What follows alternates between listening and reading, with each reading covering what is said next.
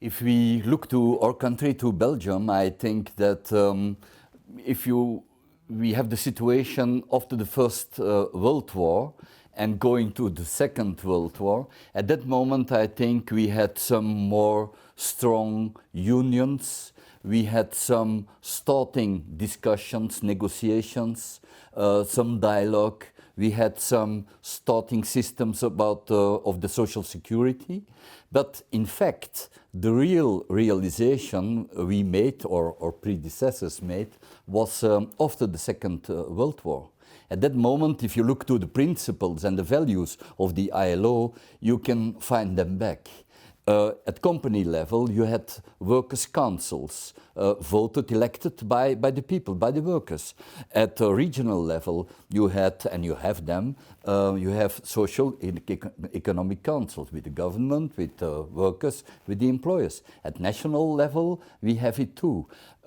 We have and had sectoral agreements. We had every 2 years, not every 2 years, because from time to time it didn't work, but in principle we had and have every 2 years an intersectoral agreement with the social partners, between workers and employers, and with an agreement of the government. So there was a total system that was worked out after the Second World War, and take with this the social security system, and with that, if you look to social dialogue, decent work, to social protection, social security, you have some of the main values of the ILO.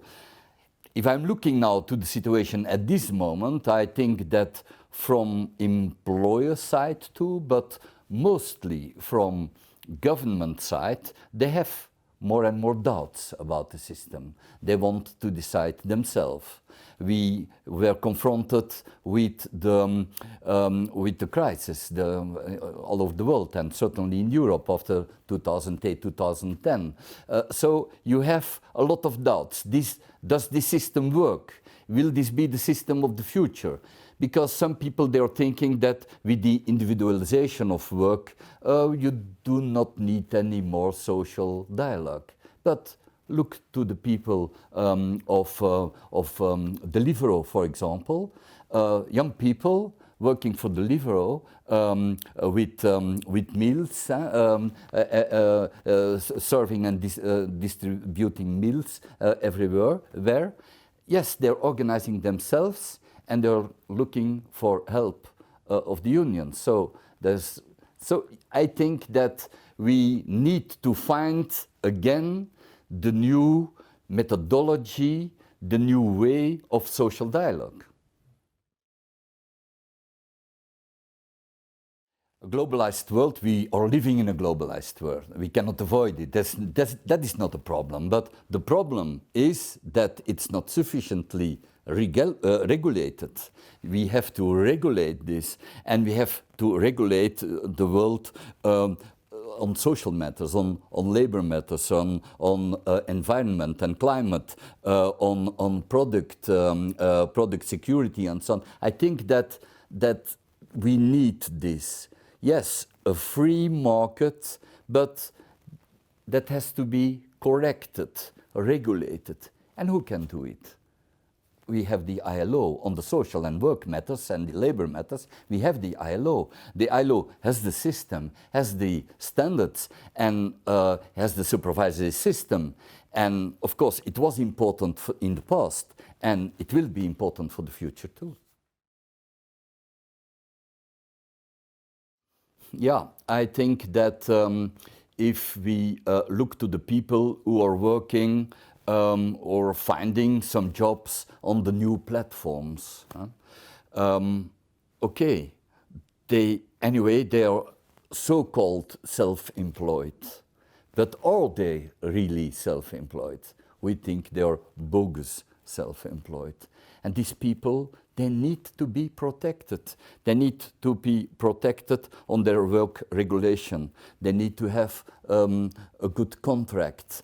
They need to have some social security systems and measurement. So I think that this will be important. It was important for the past. And the new type of workers, they will need also this protection.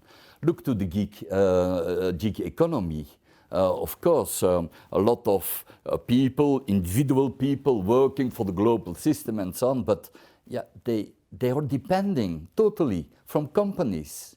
And if they are depending, they need protection. And again, we will need regulation. We will need standards at international level, also legislation at national level. Of course, they will need this. If we are looking to the people in the informal economy, it's the same. It are informal jobs, but these are jobs. They need protection. They need social protection floors or more. Social security systems, they need to be protected more than it is now, because otherwise also the economy and the competition in the economy is not honest. So we need an honest economy, an economy that can work also in the future, and we need also protected workers. And of course a lot will change, but you have some fundamentals. And what you had and what were the rules in 1919 at the moment of the start of the ILO, that you do not have peace if you do not have social justice.